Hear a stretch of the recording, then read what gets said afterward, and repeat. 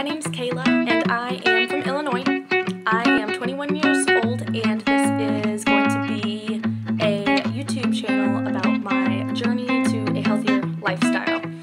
So yesterday, I had my blood pressure taken, and it was 129/85, and I would really love to lower that and to lower my weight a little bit and just to feel better. I am 5'3" and about 170 pounds. I am in college. I will be graduating in December, and I'm working and I'm very busy, but this is something that I need to make a priority, and it is something that I am very determined to do.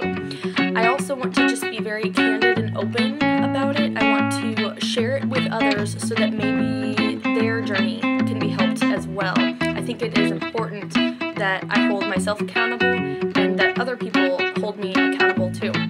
So I will be posting my workouts in the comments and will be sharing progress pictures along the way.